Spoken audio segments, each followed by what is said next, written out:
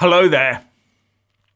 Some high-profile Tory Remainers are on a hit list of MPs to be targeted with demands they support the government in voting down the House of Lords amendments to the EU Withdrawal Bill.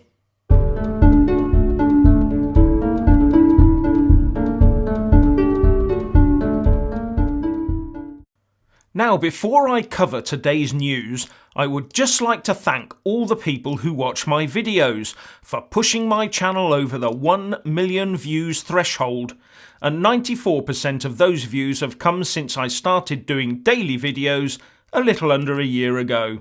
So thank you very much. Now to the news. Conservative MPs such as the former Chancellor Ken Clarke and the ex-Education Secretary Nicky Morgan are on the list of Tory MPs to be targeted with letters demanding they back Brexit and reverse the Lords' amendments to the EU Withdrawal Bill. Brexiteers Richard Tice and John Longworth from Leave Means Leave have asked their activists to launch the campaign, says The Sun. The letter says that although most Tory MPs recognise that they must deliver, there are still a few who are looking to go against the manifesto on which they stood in the 2017 general election. And it goes on to say, if you continue to oppose the result of the democratic referendum of 2016, then you should resign from the Conservative Party, who made a manifesto commitment to leave the single market and the customs union. Now that would be the honourable thing to do, wouldn't it? Now to elections.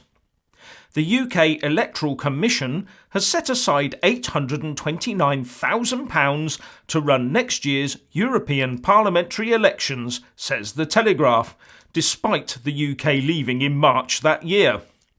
This has set Brexiteer hairs running, with talk that this is part of a hidden move to keep the UK in the EU.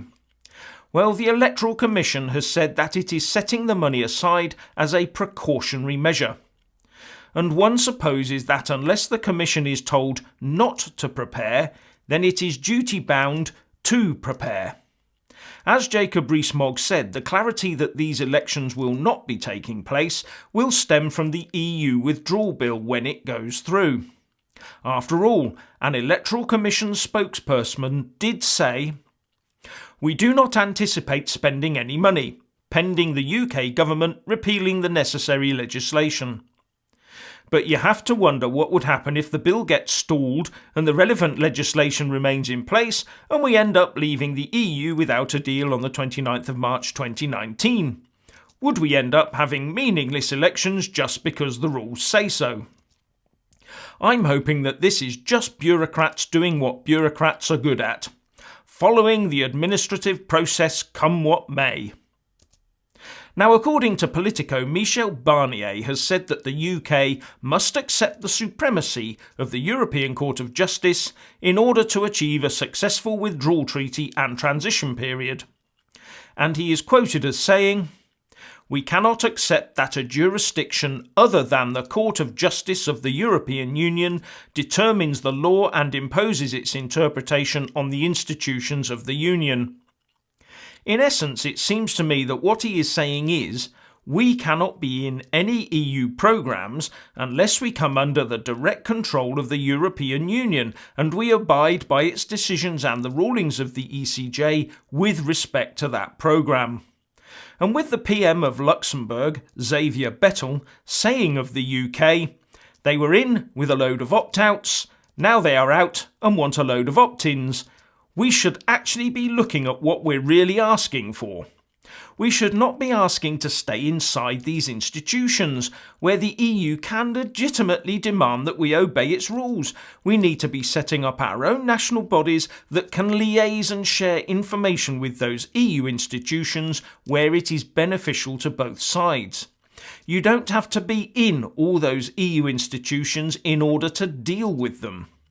Also, that the government is asking for so many opt-ins should worry all Brexiteers, because it is shying away from the task of getting on and setting up our own independent sovereign nation. Now, many people cite the European arrest warrant system as one of the things we should stay in, which would put the EU in control of some arrests in this country post-Brexit.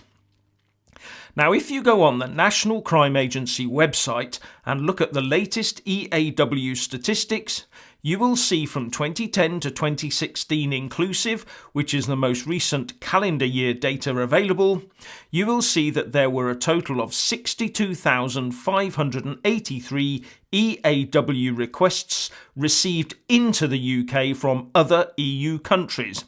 That's nearly 9,000 every year. Whereas over the same period the UK issued 1,773 to other EU countries, which equates to an average of 253 a year. Does that mean that the EU is trying to get hold of tens of thousands of nasty criminal Brits? No, because when you look at the stats, the number of UK nationals wanted for crimes elsewhere in the EU was 772 over that 7-year period, which is 1.25% of the total. Of the 1,773 EAWs issued by the UK to the rest of the EU, 983 were for UK nationals, which is 55% of the total, and averages out to about 140 a year.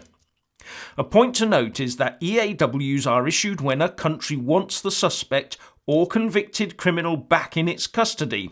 And looking at these figures, doesn't it show that the EU has more of an interest in getting our help than we have in getting theirs?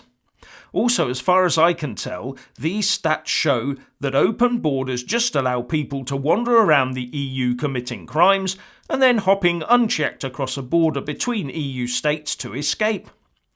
Now, if there was a properly controlled border between the EU and the UK, maybe most of these people would not be able to get across, because surely the border would, by its very existence, be a deterrent. The criminals would be much less likely to chance it, or have to go to extreme lengths to avoid it. The upshot is that, as far as I can tell, it is the non-existent national borders in the EU that causes the need for the EAW. Oh, and although the UK is not within the Schengen zone, we did join the second-generation Schengen information system in 2015.